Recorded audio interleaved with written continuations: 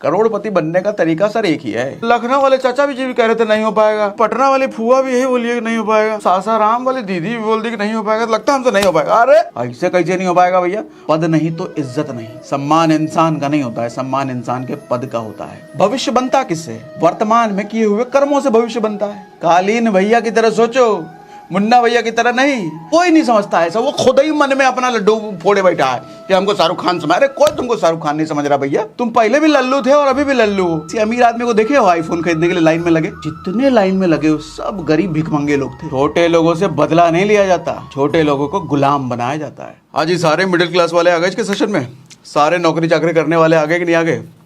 आज स्पेसिफिकली नौकरी करने वाले, मिडिल क्लास वाले, बेसिकली बहुत सारे आज आपके बुद्धि खोलने वाला हूँ। ऐसी बहुत सारी बातें करने वाले हैं, आज आपका दिमाग खोल के रख दूंगा मैं। मगर उससे पहले एक वाक्य से शुरू करता हूँ। वाक्य कहानी मिर्ज़ापुर देखो ना, पहला वाला वेब सीरीज़, उसी से बताता हूँ। होता ये है कि मुन्ना भैया किसी का मर्डर करके आते हैं। अच्छा, मर्डर करते हैं तो उनको पता चलता है कि एक वकील ने केस अपने हाथ में लिया है।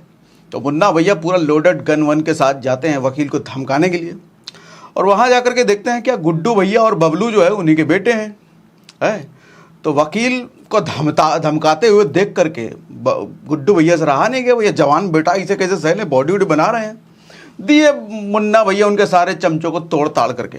अब मुन्ना भैया मुंह बना करके घर पहुँचे तो उनके बाबूजी कौन? कालीन भैया, जो शहर के सबसे बड़े डॉन, शहर के सबसे बड़े खतरनाक वाले आदमी। अब सोच के देखो, इतने खतरनाक आदमी जो पूरे शहर का बाप है, उसके बेटे को किसी ने ऐसे कूट दिया बुरी तरीके से। आप होते उस जगह पर तो क्या करते? गुस्से में लाल पीला एकदम मारने पीटने के लिए निकल जाता उसको। लेकिन वो आदमी देखो सर, बुद्धि और ताकत का कॉम्बिनेशन कैसा होता है ये अगर सीखना है ना, तो मिर्ज़ापुर के कालीन भैया के कैरेक्टर को ढंग से ऑब्जर्व करो, पूरा देखकर। आदमी बुलाया दोनों को, गुड्डू भैया और बबलू को, दोनों को अपने घर बुलाया। अच्छा देखो, घर जब आ गया है तो चेहरे पर गुस्सा नहीं है, बिल्कुल शांत, ऊपर से और नीचे ऑब्जर्व कर रहे हैं, बात कर रहे हैं। तुमको पता था ये हमारे लड़के हैं जिसको तुम धोए हो? बोला हाँ। अच्छा ठीक है। गुस्सा अंदर भरपूर है लेकिन चेहरे पर जरा भी नहीं दिख रहा है। फिर पूछते हैं दोबारा ऐसा हुआ तो क्या करोगे? वो गुड्डू भैया कहता है दोबारा फिर मारेंगे।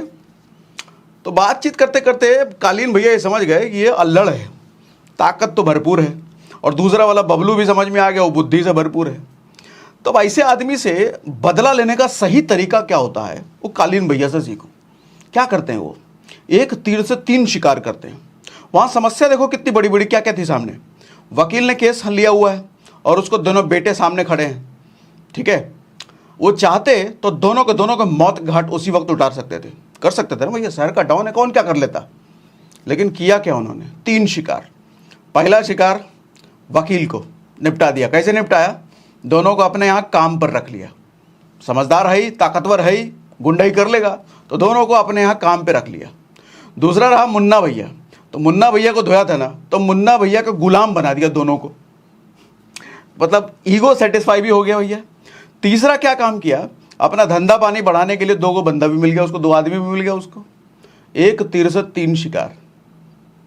और जब वापस चले गए, हालांकि मुन्ना तो मंदबुद्धि, उसको थोड़ी पता था कि बाबूजी ने कैसा खतरनाक डिसीजन लिया है।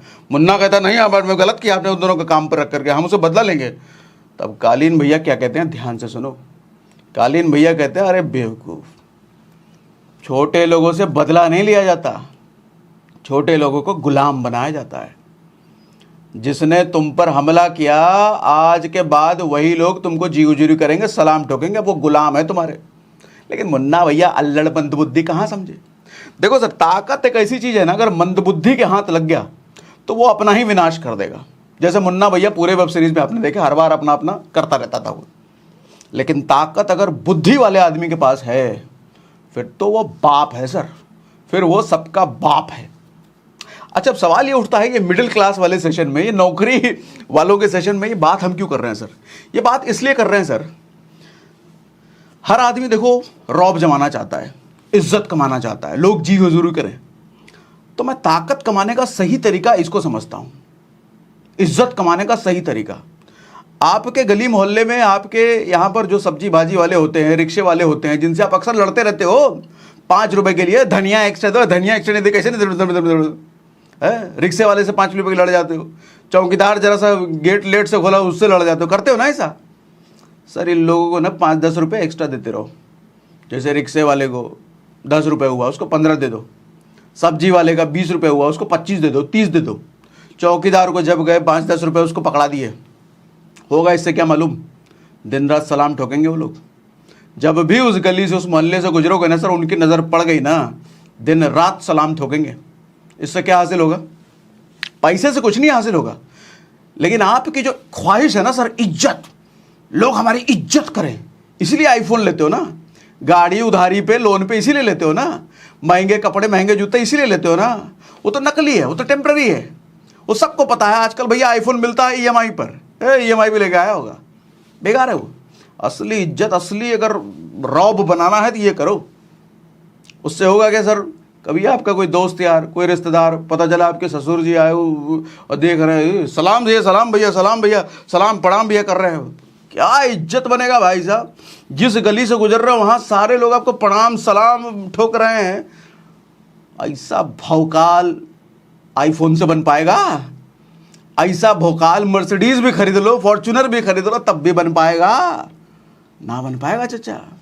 तो भौकाल बनाने का ये सब तरीका होता है सर। आपको भौकाल ही तो चाहिए। देखो मिडिल क्लास वाले बेचारे तरसते रहते हैं भौकाल के लिए किसी तरीके से, और भौकाल के बनाने के चक्कर में वो लोन में दब जाते हैं। स्विट्जरलैंड जाएंगे घूमने लोन लेकर के, काहे हम भौकाल बनाएंगे? घूमने गए हैं, 15-15 हज़ार के जूते पहनेंगे, काहे भौकाल बनाएंगे?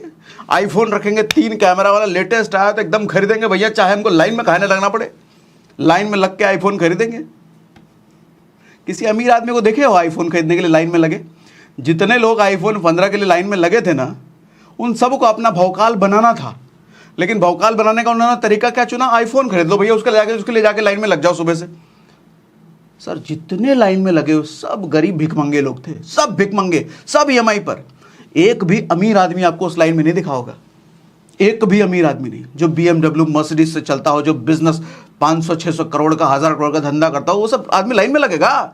वो अपना स्टाफ को भेजेगा, लेकर के आओ, या स्टोर के ओनर को बुलाएगा, उसके सेल्समैन को बुलाएगा, पहुंचा के देना, 2 पीस भेज देना, एक हमारे लिए, एक बेटे के लिए, एक बेटी के लिए, एक भाऊजी के लिए भेजो, एक हमारा नौकर को भी दे दो। ये होता रुतबा। और सारे भिखमंगे लोग तुरंत गए लाइन में लगने के लिए, हमको आईफोन 15 चाहिए, आईफोन 15। भौकाल बनेंगे? अरे नकली भौकाल है वो सब भैया। और इसी चक्कर में आज करके लोन की तादाद सर बढ़ती जा रही है। सर लोन का जन्म क्यों हुआ था? एक समस्या का समाधान के लिए। पहले के ज़माने में किसान लोग लोन लेते थे साहूकार से, कि उनको खेती बाड़ी के लिए सामान वामान चाहिए होता था तो लोन लेते थे। लेकिन आज के टाइम तो लोन आदमी किस लिए लेता है? आज वही समाधान सबसे बड़ा समस्या बन गया है। लोन के चक्कर में आदमी फंसा हुआ है। सर आपको जान करके हैरानी होगी, 2021 का डेटा है, फाइनेंशियल ईयर 2021 का डेटा। पर कैपिटा इनकम जो बढ़ी है ना सर, 8.5% एनुअली बढ़ी है।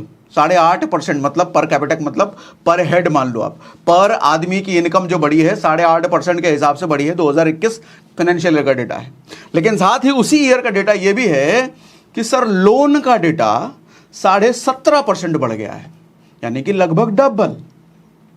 यानी कि एक आदमी जो 10 रुपए कमा रहा है वो 20 रुपए खर्च कर रहा है, जो लाख कमा रहा है वो 2 लाख खर्च कर रहा है, जो 50,000 कमा रहा है वो 1 लाख खर्च कर रहा है। अब सवाल उठता है ये कैसे? अरे लोन है ना, लोन से खर्च कर रहा हो। नहीं समझ, EMI कर दो भैया। अब आईफोन 15 आ तो गया है, औकात तो है नहीं खरीदने की, कुछ है नहीं, क्रेडिट कार्ड है ना, लो लोन। मोहल्ले में 4 लौंडों ने गाड़ी खरीद लिया, ऑफिस में सब ने गाड़ी खरीद लिया, हम भैया ऑटो से आ रहे हैं, बाइक से आ रहे हैं, बेइज्जती हो रहा है। लोग कहीं कोई गरीब ना रहे, भौकाल जमाना है ना, लो गाड़ी ले लो EMI पे, लोन पे। सबने घर ले लिया होम लोन पे, इसने फ्लैट ले लिया, उसने भी ले लिया, हमको भी फ्लैट लेना भैया, ले लिया होम लोन पे फ्लैट। लोन सारा खेल भैया भौकाल का है। हर आदमी भौकाल जमाने में लगा हुआ है तरीका, लेकिन लोन वाला गलत चुन लेता है। ये छोटे छोटे 10-5 रुपए में भौकाल सेट हो रहा है, वो करो ना जो बताया भी तरीका। आज इनकम से ज़्यादा लोगों की स्पेंडिंग बढ़ी है सर EMI में 2000% की ग्रोथ है, 2000%। और लोन में भी कौन सी कैटेगरी का सबसे ज़्यादा लोन बढ़ा था जानते हो? Personal loan. पर्सनल लोन आदमी किस लिए लेता है? अपनी पर्सनल ज़रूरतों को पूरा करने के लिए। और आज के समय में क्या ज़रूरतें हैं पैसों की? फ़ोन, गाड़ी, चलो गाड़ी के लिए तो कार लोन बन जाता है, लेकिन पर्सनल लोन आदमी किस चीज़ के लिए लेता है? सोच के देखो ना, एक लोन खत्म करने के लिए दूसरा लोन, या फिर क्रेडिट कार्ड में पड़ा हुआ है तो वो खत्म करने के लिए, या फिर घूमने फिरने के लिए पर्सनल लोन। पर्सनल लोन तो इन्हीं चीज़ों में आता है, यानी कि अय्यासी, आवारागर्दी, अपने आप को बर्बाद करने वाले सारे हथियार इस्तेमाल करने के लिए आदमी लेता है पर्सनल लोन। एक सर्वे के अकॉर्डिंग भारत के लगभग 50% लोग ऐसे हैं जिनके पास कोई भी सेविंग नहीं है, और लगभग 30% लोग ऐसे हैं जिनके पास 5 लाख से भी कम सेविंग है। और जॉब से निकाले जाने की खबर तो आजकल आप सुनते ही रहते हो लगातार। ऐसे में एक ऑडियो बुक आपको रिकमेंड करता हूं, जिसमें पैसे से संबंधित आपको 7 ऐसे रूल्स बताए जाएंगे, जिस रूल्स को अपनाकर हर दिन आप अपने फाइनेंसेस को ऐसे कंट्रोल कर सकते हो जो आपको मुश्किल से मुश्किल समय में भी फाइनेंशियली ताकतवर बना देगी। इस ऑडियो बुक का नाम है 7 मनी रूल्स फॉर लाइफ। इस 5 घंटे की ऑडियो बुक को 8 लाख से ज्यादा लोगों ने सुना है, और मेरी पर्सनल रेटिंग इस ऑडियो बुक को रहेगी 4.5। कहां मिलेगा ये ऑडियो बुक? ये ऑडियो बुक मिलेगा आपको कुकू एफएम पर। कुकू एफएम क्या है? इंडिया का लीडिंग ऑडियो शो प्लेटफॉर्म है, जहां 2.5 मिलियन से ज्यादा पेड सब्सक्राइबर्स हैं। कुछ दिनों पहले मैंने एक वीडियो बनाया था जॉब वर्सेस बिजनेस, जिसमें हमने प्रैक्टिकल डिफरेंसेस के बारे में बात करी थी, जॉब माइंडसेट और बिजनेस माइंडसेट। जिसमें हमने ये भी बात किया था कि मिडिल क्लास में लोग अच्छी सैलरी कमाने के बावजूद भी अमीर क्यों नहीं बन पाते। और उसी वीडियो में मैंने rich dad poor dad audio book सुनने की सलाह भी दी थी। जो अब तक आपने नहीं सुना वो जाके जरूर सुनो। कुकू एफएम दे रहा है आपको 50% discount on first month subscription, यानी कि 10,000 से ज्यादा ऑडियो बुक का एक्सेस सिर्फ 49 रुपीज पे करके। इसके लिए हमारा कोड SRS50 जरूर यूज कर लेना। ऐप डाउनलोड करने का लिंक हमने डिस्क्रिप्शन और पिन कमेंट में दे दिया है। अब बैक टू द टॉपिक आते हैं।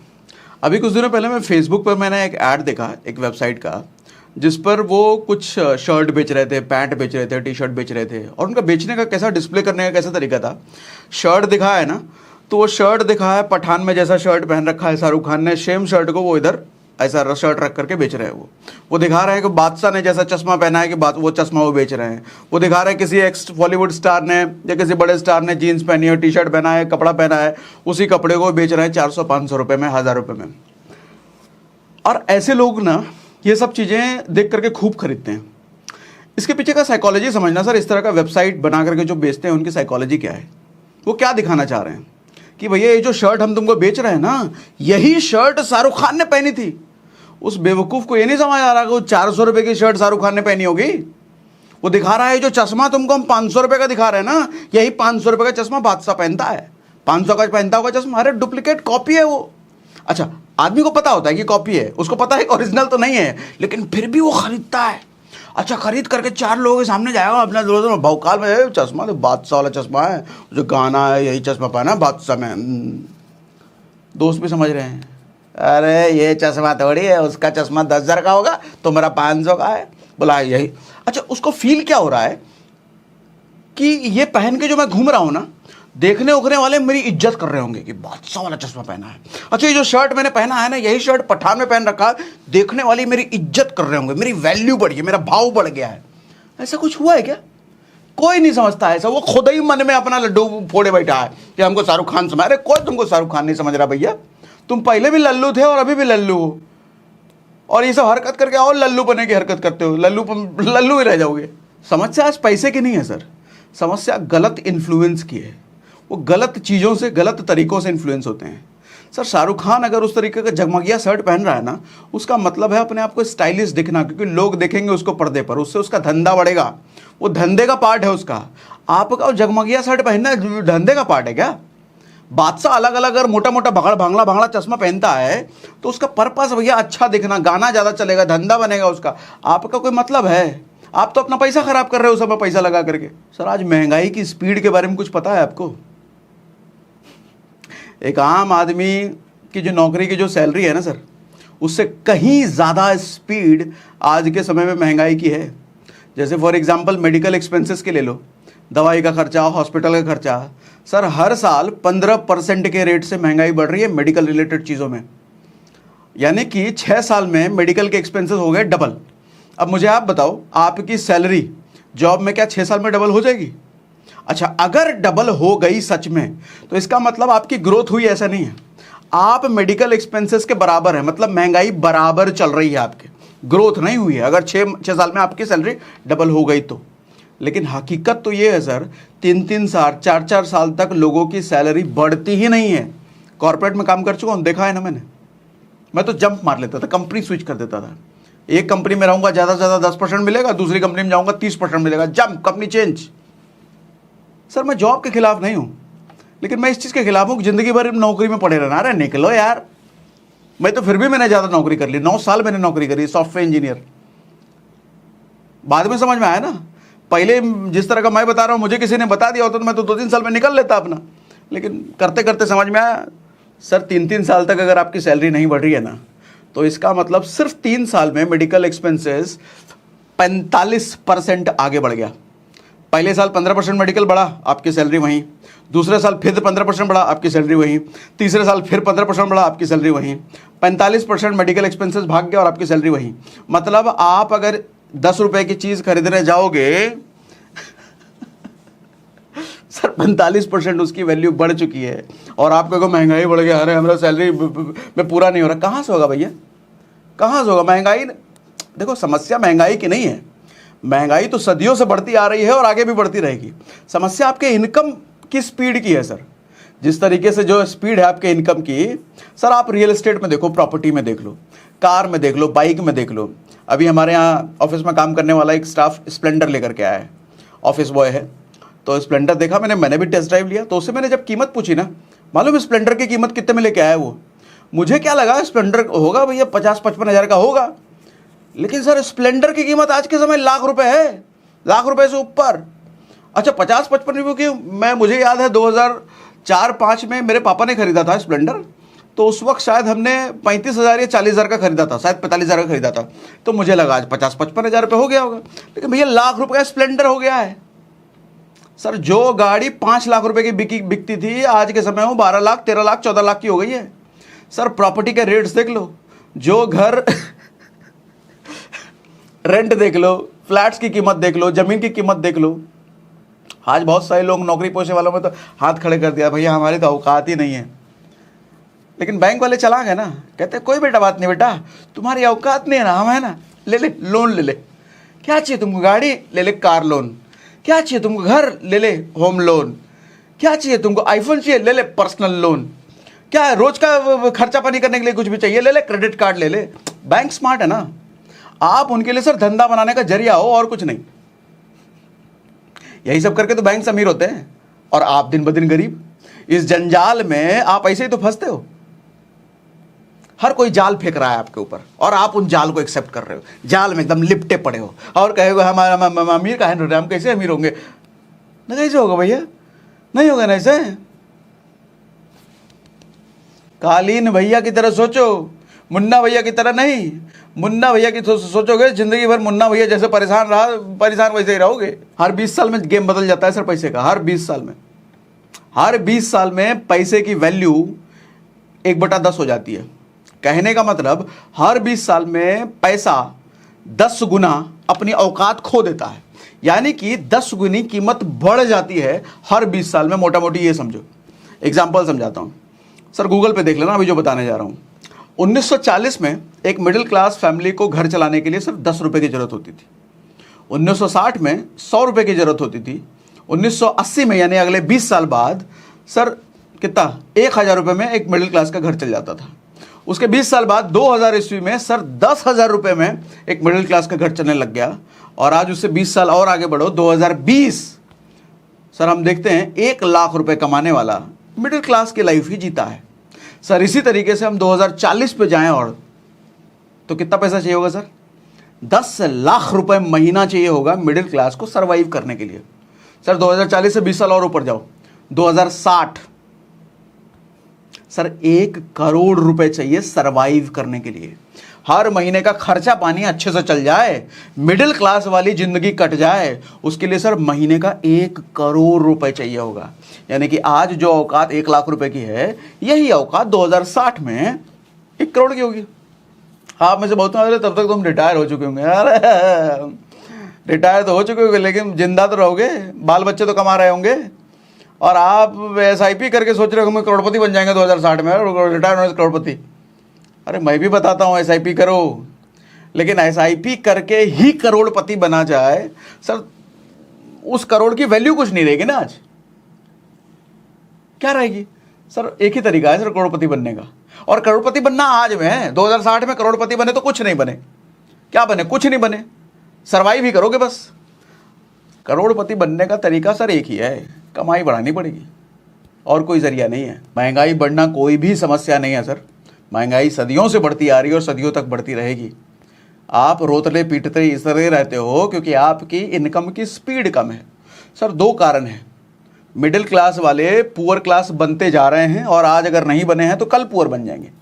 ध्यान से समझिएगा, ये मिडिल क्लास कह लो या नौकरी वाले कह लो, ये नौकरी वाले अमीर तो नहीं बनने के, लेकिन कल को गरीब निश्चित बन जाएंगे। इसके दो कारण हैं सर। पहला कारण इनकम के बढ़ने की स्पीड, जिस गति से नौकरी वालों की स्पीड बढ़ती है, नौकरी वालों की इनकम बढ़ती है, उससे कहीं तेज फेरारी की स्पीड से महंगाई बढ़ती है, तो बेचारे वो पैसे पीछे ही छूट जाते हैं। दूसरा कारण है सर हाई एक्सपेंस। ये मिडिल क्लास वाले, नौकरी वाले, ये मानते ही नहीं है कि हम मिडिल क्लास वाले हैं। इनकी कहानी एकदम लग्जरी चलेगी पूरी, आगे पता ही नहीं है ना आगे क्या होगा। सर एक बात, एक हकीकत से रूबरू कर रहा हूं आपको। बहुत सारे लोग तो इस गलत फहमी में है कि वो मिडिल क्लास है, लेकिन असल में वो मिडिल क्लास है ही नहीं, वो पुअर क्लास है। आंखें खोलता हूं, ध्यान से सुनिए मेरी बात। सर पर कैपिटा इनकम कुछ समझ में आता है? अच्छा मान लेते हैं आप अगर 50,000 रुपये महीना कमाते हो तो आपको क्या लगता है आप मिडिल क्लास हो? ठीक है, मान लिया।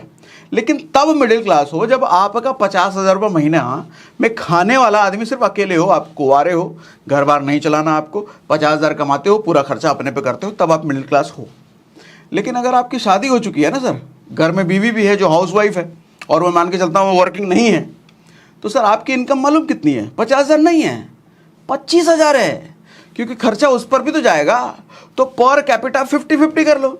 अच्छा घर में अगर आपके माँ बाप भी रह रहे हैं ना, दोनों 4 लोग आप रह रहे हो ना सर, तो आप 50,000 कमा रहे हो, तो 50,000 नहीं कमा रहे सर आप, फिर आप 50,000 डिवाइडेड बाई 4 कर लो, मतलब लगभग 15,000 रुपये 16,000 रुपये कमा रहे हो आप। और अगर 2 बाल बच्चे भी हैं फिर तो 2 और ऐड कर लो, फिर आप वही 8-10 हज़ार रुपये कमा रहे हो, और आपको लग रहा है कि हम 50,000 रुपये कमा रहे हैं। गलत फहमी है sir. Sir per capita income कहते हैं इसको। 10,000 8,000 कमाने वाले आदमी को मिडिल क्लास कहोगे? लोअर क्लास कहेंगे सर। अच्छा लेकिन दुविधा देखो, दुविधा नहीं, इसको तो अच्छी बात कहेंगे। जो आदमी लोअर, सच में लोअर क्लास है ना, वो असल में इनकम मिडिल क्लास वाली मेंटेन कर रहा है। कारण क्या है? जो सच में लोअर क्लास है, जैसे गाड़ी वाड़ी साफ करने वाला, चाय बिस्किट बेचने वाला, पान की दुकान वाला, ऐसे लोगों को जो हम लोअर क्लास कहते हैं, लेकिन सच में अगर उनकी इनकम देखोगे तो पर कैपिटा हमारे से यानी मिडिल क्लास से ज़्यादा होती है। अगर उनके वहाँ पे 4 परिवार में 4 लोग हैं, पता चले चारों परिवार कुछ ना कुछ करता है। बेटा कहीं मिठाई की दुकान पे काम कर रहा है, बाप जो है गाड़ी साफ कर रहा है, माँ जो लोगों के घर में बर्तन साफ कर रही है, और छोटी बेटी जो है वो माँ के बर्तन साफ करने में हाथ बढ़ा देती है। मतलब चारों के चारों कमा रहे हैं। और अगर हम मान लें कि सर पर हेड 20,000 रुपये भी कमा रहा है, तो 20 चौके 80,000 कमा रहा है वो। समझना बात को। 50,000 कमाने वाला आदमी सर, काम मेड जो रखा हुआ है अपने यहाँ पे, सर उस मेड के परिवार वाले उस मालिक से ज्यादा कमा रहे हैं। बात ये बन रही है। इसीलिए चांसेस आर हाई कि जो पुअर क्लास वाले हैं जल्द ही मिडिल क्लास में शिफ्ट। अच्छा एक और फायदा है उनको टैक्स भी नहीं देना, सारा कैश में लेन देन है उनका सैलरी बैंक में तो आता नहीं है आपकी तरह, तो सारा कैश में लेन देन है। गवर्नमेंट को पता ही नहीं हो कितना कमा रहे हैं, तो भैया वो टैक्स भी बच गए। और आपको तो टैक्स भी देना है, जिस स्लैब में हो 10%, 20%, 30% के हो, तो आपका तो टैक्स भी जाएगा। मतलब आपका काटने के लिए हर कोई तैयार है भैया। बैंक पहले काट लेगी आपको EMI लोन वोन दे करके, उसके बाद आपकी कंपनी काटेगी टैक्स लेकर के, कंपनी सरकार जो भी कह लो। और चारों तरफ एडवर्टीजमेंट, आईफोन आ रहा है, स्टीव जॉब्स उधर यूट्यूब पे भांग बुम भम बुम कर करके आप में इतना उत्तेजना जगा देता है कि अगले दिन सुबह जाकर के आप लाइन में लग जाते हो iPhone 15 के लिए। आप चारों तरफ से कट रहे हो भैया, कटाई हो रही है पूरी भरपूर तरीके से, और आपको पता ही नहीं है। और आपको जब तक पता चलेगा 40-50 साल की उम्र में, तब कोई रास्ता ही नहीं बचेगा आपके साथ। सर कभी सोचा है कि रिटायरमेंट के बाद जिंदगी कैसी होगी? इस तरीके से अगर चलता रहा तो समझाता हूँ, थोड़ी देर विजुअलाइज कराता हूँ। अभी मैं अपने गांव गया था बिहार में, तो अपने जेठा भाई के साथ में बैठा था। जेठा भाई समझते हो, पापा के जो बड़े भाई होते हैं, तो उनके साथ जब मैं बैठा, मैं अक्सर बैठता हूँ, जो ओल्ड एज लोग होते हैं उनके साथ बैठता हूँ, मैं समझता हूँ कि ज़िंदगी कैसे होती है। हर एज ग्रुप के लोगों के साथ में बैठता हूँ समझने के लिए। देखो हमारी ज़िंदगी इतनी बड़ी तो है नहीं कि हम हर चीज़ खुद ही एक्सपीरियंस से सीखें, दूसरों के एक्सपीरियंस से जो सीख ले वो समझदार है, और मुझे लगता है मैं थोड़ा समझदार हूँ, तो मैं बैठता भी हूँ और अच्छा भी लगता है, सीखने को मिलता है। तो मैं उनसे बात कर रहा था, वो रिटायर्ड है, वो कॉलेज में जॉब करते थे और अभी रिटायर्ड है। तो मैं उनसे पूछ रहा था कि जेठा वो बताइए कि ये रिटायर होने के बाद लाइफ कैसी है, क्या फ़र्क पड़ जाता है, बोर नहीं होते क्या, काम करने के लिए कुछ है नहीं, टीवी भी देखते रहते हैं, बैठे रहते हैं या घूमते फिरते रहते हैं, बोर नहीं होते क्या। तो वो जो जवाब दिया ना उन्होंने, मैं हिल गया, मैं सोच करके, मुझे लगता होगा ये तो बोर होते होंगे, परेशान होंगे लाइफ से अपने रिटायर होने के बाद। क्योंकि मैं अपने आप को देखता हूँ कि मुझे अगर भैया काम करने को ना मिले हफ्ते भर तो मैं तो दिमाग खराब हो जाएगा, खाली कैसे बैठा जाए भैया। लेकिन उन्होंने क्या जवाब दिया कि देख बेटा बात ऐसा है, अभी जो मैं ज़िंदगी जी रहा हूँ ना रिटायर होने के बाद, ये मेरा बेस्ट मोमेंट है लाइफ का। जब तक मैं नौकरी करता था एक वो लाइफ था, और रिटायर होने के बाद जो ये लाइफ है ये बेस्ट है। कारण क्या है, अभी रिटायर होने के बाद मुझे पेंशन आता है, और पेंशन इतना आता है जो कि पूरा घर मेरा आराम से उस पेंशन की वजह से चल जाए। हालांकि बेटे हैं, बहू हैं, सब कमा हुआ रहे हैं, लेकिन उस पेंशन की वजह से इतना पेंशन है कि पूरा घर चल जाए। तो अभी अगर घर में हम बैठे भी हैं ना, तो पूरा परिवार हमारी इज्जत करता है, जहाँ जिसको जो ऑर्डर देते हैं वो मिलता है। लेकिन मान लो अगर मेरा अभी पास में कोई इनकम नहीं होता, तो हम अपने ही परिवार के लिए बोझ बन जाते। भले ही मेरा परिवार हो सकता है मुझे बोझ मानता नहीं मानता, लेकिन मैं अपने मन में अपने आप को बोझ मान लेता, और उसकी वजह से मैं दिन ब दिन डिप्रेशन में जाता जाता, चिंता में जाता जाता, मेरी खुशी मरती चली जाती, और मौत जो 10 साल बाद आनी है वो 10 साल पहले आ जाती, और बीमार होके मरते। अभी खुश क्यों है, पूरा घर उसी तरीके से इज्जत करता है और ज़्यादा इज्जत करता है। ऑफिस में रहते थे तो इतना ऑर्डर नहीं चला पाते थे, घर में रहते तो पूरा ऑर्डर चलाते हैं, बहू बच्चे बेटे सब पे ऑर्डर चलाते हैं, और ऑर्डर हर कोई मानता है। उसका एक बड़ा कारण है सर, इनकम आ रही है सर, साइकोलॉजिकल रीज़न है। बाबू जी अगर घर में बैठे हैं ना, मेरी बात को देखो अदरवाइज मत लेना, ये बात सच है। आप कितना भी प्यार करो अपने माँ बाप से, ये बात कहीं ना कहीं आज के टाइम में लागू हो जाती है। बाबूजी अगर घर पे बैठे हैं ना और सोर्स ऑफ इनकम नहीं है, हाँ मान सकता हूँ आपके साथ ना हो सर, लेकिन 90% घरों में ऐसा है, लोग ऐसा करते हैं। खाली बैठे बूढ़े ना बोझ लगने लग जाते हैं, बेटे को लगे ना लगे बहू को ज़रूर लगने लग जाते हैं। तो ऐसे में ना सर ज़िंदगी उनकी नर्क बन जाती है। वो अपना दर्द अपने बच्चे से शेयर नहीं कर सकते, बहू से तो शेयर कर ही नहीं सकते, पोते पोती तो छोटे हैं, वो क्या समझेंगे। तो ज़िंदगी नर्क से भी बदतर होती चली जाती है सर। बीमार होते हैं, पता चले डायबिटीज़ हो गया, दवाई नहीं है घर में, लेकिन बेटा नहीं ला के देगा क्योंकि भैया बहू ने रोक रखा है उसको। मैं किसी को ऐसा नहीं है कि बहू को बुरा कह रहा हूँ, लेकिन सच्चाई तो यही है ना, नर्क बन जाती है सर। लेकिन अगर पैसा आ रहा है फिर आदमी अच्छे से रहता है, खुशी खुशी। अब मैं क्यों बता रहा हूँ ये चीज़ें सर, आप में से ज़्यादातर, मैं डायरेक्टली ऐसा नहीं कह रहा कि आप ही की हरकत है, ज़्यादातर लोगों की जो हरकत है, ये जो अय्यासी नौकरी की सैलरी पर ईएमआई पे लेके करते हैं, आपको लगता है कि 60 साल की उम्र में कुछ आप बचा पाओगे? और जो भी बचेगा, जो पैसे की महंगाई की जो स्पीड है उसके बराबर आपका पैसा रह जाएगा। अगर आपकी सेविंग आज बढ़ते बढ़ते उस समय तक 2060 तक 1 करोड़ भी बन रही है, तो सर उस 1 करोड़ से आपके परिवार का उस वक्त 1 महीने का राशन पानी चलेगा, बस। उस 1 महीने में वो 1 करोड़ खत्म, क्या करोगे? तो यानी कि उस वक्त भैया अगर आज जो 1 करोड़ की औकात है, उस वक्त तो मुझे लग रहा है शायद 10 करोड़ की, अगर 10 करोड़ है 20 करोड़ है तब जाके वो 1 करोड़ की औकात होगी, शायद ज़्यादा। तो क्या कुछ ऐसा कर रहे हो कि उस वक्त आपके पास 10 करोड़ 20 करोड़ या 100 करोड़ हो? सोचिए सर, सोचिए। अभी होता क्या है ना, आदमी देखो जब रिटायर हो जाता है ना, उसकी इज्जत कम हो जाती है अगर उसके पास इनकम नहीं है। अभी हुआ मेरे साथ एक वाकया हुआ था, मैं किसी कॉलेज में गया था as a chief guest, as a motivational speaker में गया था वहाँ पर उस कॉलेज में। और वहाँ पर जिस यूनिवर्सिटी में वो कॉलेज था, वहाँ पे एक्स वाइस प्रेसिडेंट भी आए थे। एक्स वाइस प्रेसिडेंट बोलते हैं, कुछ बोलते हैं, वाइस प्रेसिडेंट ही बोलते हैं क्या, मैं वो टाइटल भूल गया। मतलब पूरी यूनिवर्सिटी को जो लीड करते हैं उसको क्या बोलते हैं यार, वाइस प्रेसिडेंट बोलते हैं, कुछ और बोलते हैं, आप कमेंट में लिख के बताना क्या बोलते हैं। तो वो आए हुए थे, तो उन्होंने स्टेज पर से ही मेरे पर कमेंट दाग दिया। कमेंट क्या करा उन्होंने, आजकल तो लोग मोटिवेशनल स्पीकर्स को भी सुनते हैं, हमारे ज़माने में तो हमने कभी मोटिवेशनल स्पीकर को हमारे सुनने की जरूरत ही नहीं पड़ी। स्टेज पर उन्होंने सबको सुना रहे थे, लेकिन मुझे समझ में आ गया ये मेरे पे कटाक्ष कर रहे हैं। अच्छा, इस कटाक्ष का कारण समझो सर जरा। मैं उनसे उम्र में बहुत छोटा, retired VC, sorry vice chancellor, university के रिटायर्ड वाइस चांसलर। हाँ, नौकरी चाकरी में क्या होता है ना सर, आदमी की इज्जत नहीं होती है, आदमी के पद की इज्जत होती है सर। चाहे आप वाइस चांसलर ही क्यों ना हो, जिस दिन से रिटायर हो गए ना, इज्जत पानी गया तेल लेने। अब कोई काहे को इज्जत करेगा, काहे को सलाम सर, प्रणाम सर, जी sir, good morning sir, good morning काहे को करेगा सर? आपसे कुछ मिलना थोड़ी है। पहले तो मिलता था ना, आप अगर किसी से नाराज हो गए तो दिन खराब हो जाएगा उसका। अब कोई फर्क ही नहीं पड़ता, अब कोई आपकी उस तरह की इज्जत करता ही नहीं है। लेकिन रिटायर होने के बाद आदमी की एक्सपेक्टेशन वही रहती है कि मेरे को इज्जत तो वही चाहिए जो कुर्सी पर बैठ करके मैं कमाता था। ऐसा होता नहीं है।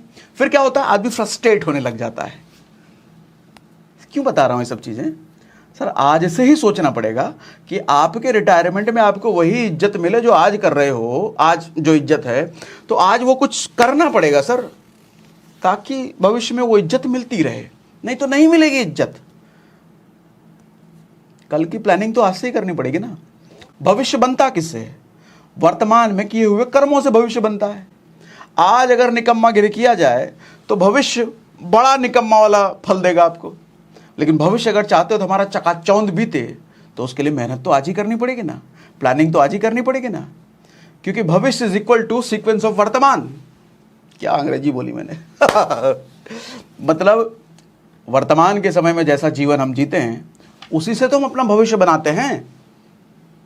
यस। अब बात यह आती है कि सर प्रॉब्लम तो बहुत बता दी आपने, इसका सॉल्यूशन क्या है?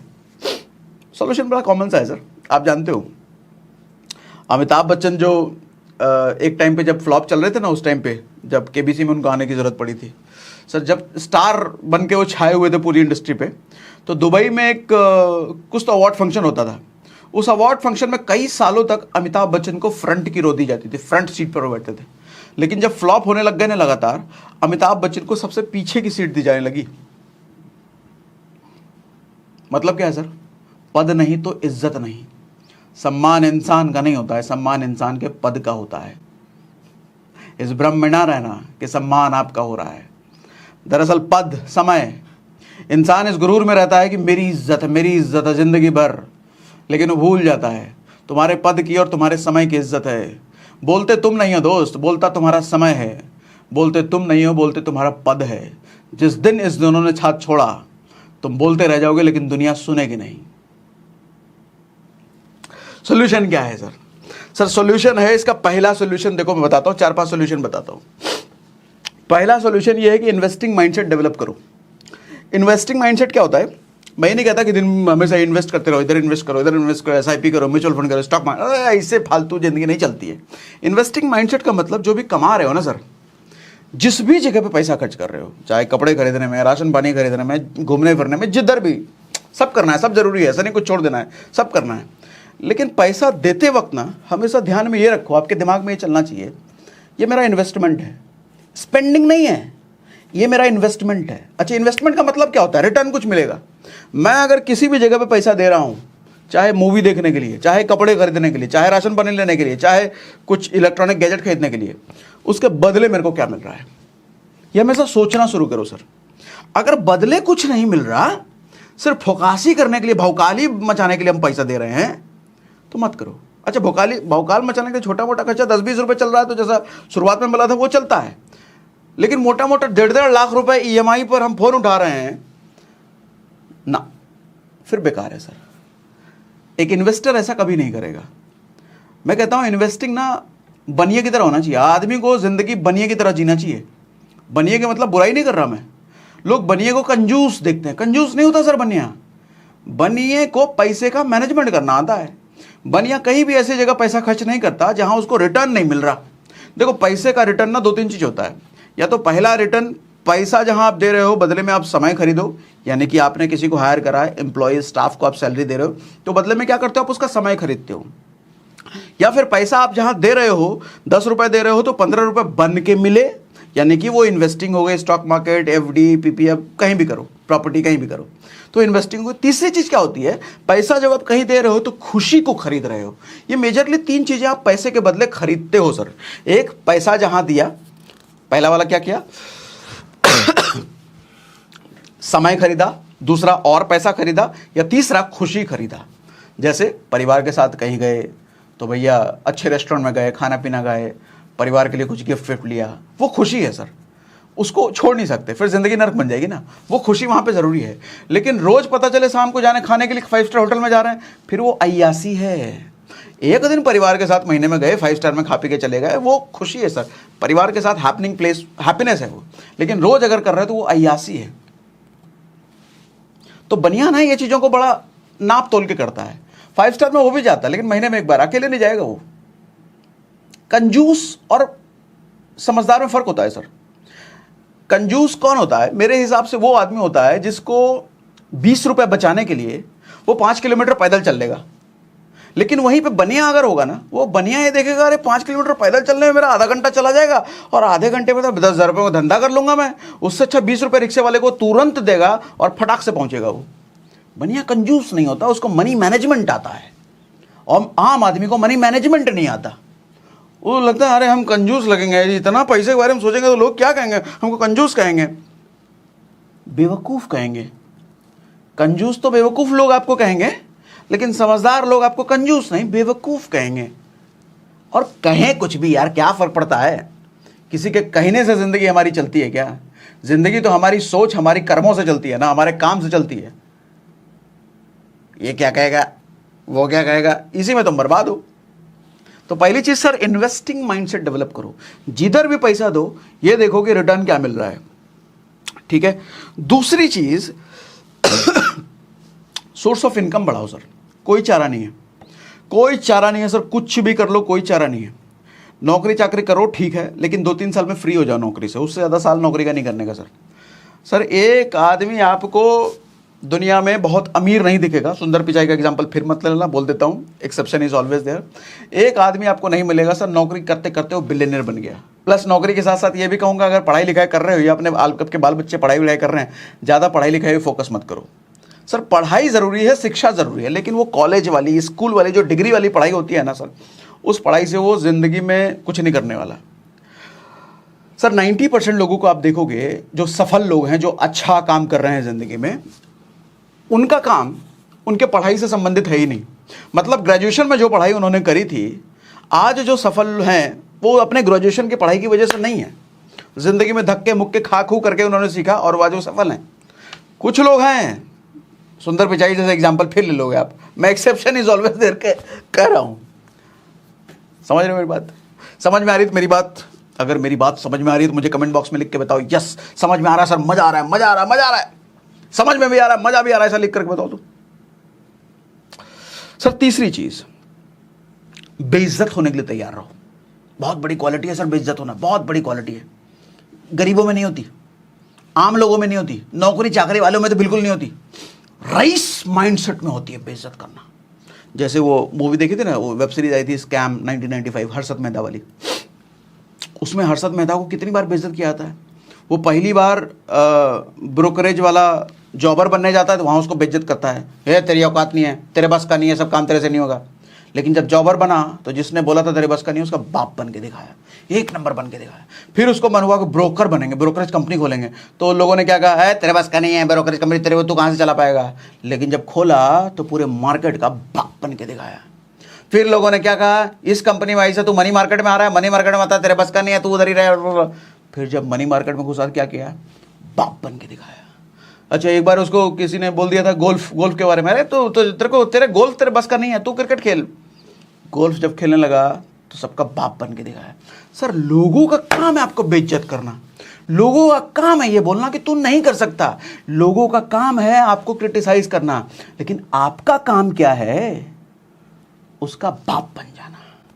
उन सब लोगों के मुंह पे समय का तमाचा मारना, उन सब लोगों के मुंह पे कामयाबी का तमाचा मारना, ये आपका काम है। लेकिन लोग गलत करते हैं। लोग क्या करते हैं, उन सब लोगों की बातें मान लेते हैं। अच्छा चाहो लखनऊ वाले चाचा भी जी भी कह रहे थे नहीं हो पाएगा, पटना वाली फूआ भी यही बोलिए कि नहीं हो पाएगा, सासाराम वाली दीदी भी बोल दी कि नहीं हो पाएगा, तो लगता है हमसे नहीं हो पाएगा। अरे ऐसे कैसे नहीं हो पाएगा भैया, उनका तो काम है ना। देखो लोग जब आपको कहते हैं ना कि नहीं हो पाएगा, ये तुम्हारे बस का नहीं है, मत करो, तो आपके आज की कंडीशन को देख के बोलते हैं लेकिन कल आपकी कंडीशन क्या होगी ये सिर्फ और सिर्फ आप तय करोगे। ना कोई लखनऊ वाले फूफा, सासाराम वाली दीदी, पटना वाले जीजा कोई तय नहीं करेंगे, सिर्फ और सिर्फ आप तय करोगे। मेरी बात समझ में आ रही है? मजा आ रहा है कि नहीं? झटके खाने के लिए तैयार रहो सर। लाइफ में जिंदगी कभी भी ऐसा नहीं होता एज एक्सपेक्टेड चलती है सर। जैसे आपने पार्ट टाइम में कुछ शुरू करा और पार्ट टाइम में शुरू करते ही आपको लगे एकदम ग्रोथ होने लग जाए, ऐसा नहीं होगा। Ups down, up down, up down होगा। जिंदगी जब जब आपको 4 कदम पीछे धकेले ना, बाउंस बैक करके 10 कदम आगे जाने का एटीट्यूड रखो सर। क्योंकि जिंदगी की फितरत है, वो 4 कदम पीछे धकेलेगी। ऐसा कभी किसी के साथ नहीं हुआ कि जिंदगी पीछे ना धकेले उसको। लेकिन जो चैंपियन लोग होते हैं ना, उस 4 कदम के बदले 10 कदम अपने को आगे लेके जाते हैं। हर बार जब जब जिंदगी पटकेगी वो डबल स्पीड से उठते हैं। ये चैंपियंस का एटीट्यूड होता है। और दुनिया में राज सिर्फ ये चैंपियंस करते हैं। आम लोग तो ईएमआई पूरा करने के लिए ज़िंदगी जीते हैं, लेकिन ज़िंदगी पर राज ये चैंपियंस करते हैं। समझे सर? अगला पॉइंट, गलत लोगों का साथ छोड़ो सर। गलत लोगों का साथ, मैं गलत किनको कह रहा हूँ? गुटखा खाने वाले को, सिगरेट पीने वाले को गलत नहीं कह रहा मैं सर। मैं हर उस आदमी को आपके सर्कल में गलत कह रहा हूँ जो आपको ग्रो करने में मेंटली या फाइनेंशियली हेल्प नहीं कर रहा। हेल्प नहीं कर रहा का मतलब ऐसे नहीं आपको पैसा दे रहा, पैसे देने वाला के साथ रहना, ऐसा नहीं है। मैं उन सब लोगों के साथ कह रहा हूँ जिनके साथ खड़े रह करके 5 मिनट 10 मिनट बिता करके आपकी लाइफ में कुछ भी वैल्यू ऐड नहीं होता, कुछ भी नया आप सीख नहीं होते, कुछ भी ग्रो नहीं कर रहे होते सर। वो सब आपके लिए जहर है। फालतू बकैती टाइम खराब हो रहा है। कभी लड़की की बातें, कभी फ़ोन की बातें, कभी लग्जरी की बातें, कभी इसकी बातें, कभी उसकी बातें। सर उन लोगों की संगत पकड़ो जो आगे बढ़ने की बातें करते हैं, जो फ्यूचर की बातें करते हैं, जिनकी बातें सुनकर आपको लगेगा अरे पागल आदमी इतनी दूर का बात कर रहा है, इतना दरगाह। वही सही है। जो आपकी बुराई गिनाए, जो आपकी कमियों को गिनाए, उनके साथ रहो। क्योंकि जितना ज़्यादा आपका कोई कमी गिनाएगा, प्रोबेबिलिटी बढ़ गई कि आप उस कमी को ठीक करके बेहतर हो जाओ। लेकिन हमारे यार तू तो हमेशा ही हैंडसम लगता है, क्या बोलता, ऐसे लोग साथ छोड़ दो। तारीफ करने वाले लोग जहर होते हैं सर। सर खाने में मीठा, चाहे कानों को मीठा, किधर भी मीठा शरीर में जाए, वो नुकसानदेही होता है। गलत लोगों का साथ छोड़ो। संगत आदमी को बनाती है, संगत आदमी को बिगाड़ती है। एसी के फर्स्ट क्लास ट्रेन में, एसी के फर्स्ट क्लास की कीमत सर फ्लाइट के टिकट के बराबर होती है। कभी सोचा है आपने? एक ही ट्रेन में 500 रुपये की टिकट मिलती है और उसी ट्रेन में 5000 रुपये की भी टिकट मिल रही है। सर क्या फ़र्क है?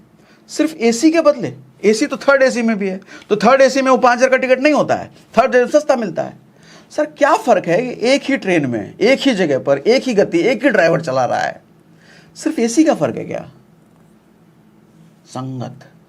सर फर्स्ट क्लास में जो बगल में बैठा हुआ आदमी मिलता है ना, वो ये नहीं बोलेगा कि ये बहुत महंगी जगह, मोदी ठीक आदमी नहीं है, राहुल गांधी ने क्या कर दिया, इधर बाबरी मस्जिद तोड़ दिया, इधर राम मंदिर बन रहा है। ये सब नौटंकी वाली बातें नहीं करता वो, धंधे की बातें करता है वो।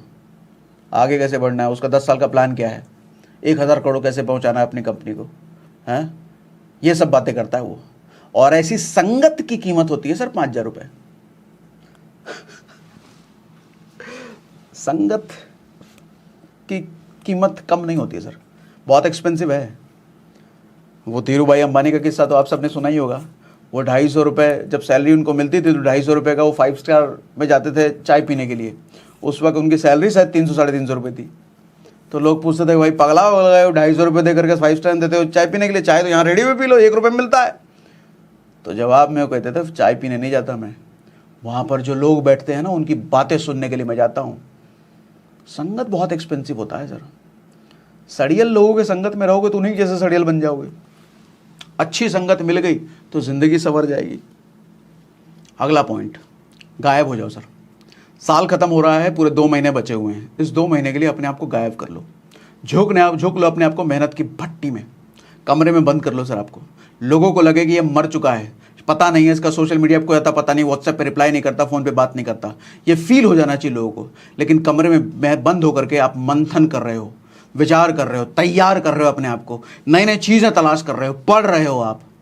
और 2 महीने जब बाहर निकलोगे ना, एक नया इंसान बन के बाहर निकलोगे। लोग आपकी चमक को देख करके उनकी आंखें फटी रह जानी चाहिए, अरे 2 महीने में कितना बदल गया आदमी, इसकी बातें बदल गई, इसको सोचने का तरीका बदल गया, इसका सोर्स ऑफ इनकम बदल गया। 2 महीना बहुत होता है सर। पिछले 12 महीने अगर आपने खराब किए हैं, 12 नहीं 10 महीने अगर आपने खराब किए हैं, तो ये 2 महीना काफ़ी है उस 10 महीने खराब किए को रिकवर करने के लिए। और जब इस 2 महीने अपने आप को बंद कर लोगे ना कमरे में, अपने खुद पर मेहनत करोगे ना सर, नया साल भी जो आएगा ना, वो नया साल भी आप पर गर्व करेगा। ये जो आया है ना नए साल में, कोई चैंपियन आया है। अदरवाइज सड़े गड़े लोग तो घुसेंगे ही नए साल में। नए साल को भी गर्व होना चाहिए, ये जो आया है ये पट्ठा है, ये जवान है, इस 2024 में कुछ करेगा ये। कंफर्ट से बाहर निकलो सर, कंफर्ट से बाहर निकलो। स्वर्ग मोस्ट कंफर्टेबल प्लेस होता है, लेकिन ब्रह्मा विष्णु महेश सृष्टि के सबसे पावरफुल भगवान, इन तीनों में से कोई भी स्वर्ग में नहीं रहते। कंफर्ट को इन्होंने भी त्याग रखा है सर। और सबसे बड़े महाकाल भगवान शिव, वो पहाड़ में रहते हैं, बर्फों के बीच रहते हैं। सर ये सब क्या सिखाता है? आराम, कंफर्ट सर, बर्बाद करने की चीज़ें और कुछ नहीं। अपने आप को भट्टी में झोंकना सीखो सर। और ये ज़्यादा चिंता उनता मत करो, ये भविष्य में हमारा क्या हो जाएगा, ये नहीं चला तो क्या होगा, नौकरी चली गई तो क्या होगा, ये वाला काम हमारा नहीं चला तो। सर भगवान जब रात में पेड़ पे बैठे चिड़िया को पेड़ से गिरने नहीं देता, वो चिड़िया सो चुका होता है डाल पर बैठे बैठे, और भगवान उसको गिरने नहीं देता, तो आपको ये कैसे लगता है कि आपका साथ छोड़ देगा भगवान? नहीं छोड़ेगा सर। मेहनत का दामन पकड़े रखो ना, अपने साथ ईमानदार रहो ना, भगवान नहीं छोड़ेगा साथ। तो आज के सेशन में अगर मज़ा आया, कुछ सीखने को समझ में आया, दिमाग की बत्ती अगर चली, तो मुझे कमेंट बॉक्स में लिख के बताओ, तुरंत मज़ा आ गया, मज़ा आ गया लिख के बताओ। और हाँ, कुकू FM डाउनलोड करने का लिंक हमने डिस्क्रिप्शन और पिन कमेंट में दे दिया है, डाउनलोड कर सकते हो। और मज़ा आया तो जल्दी से मुझे लिख के बताइए।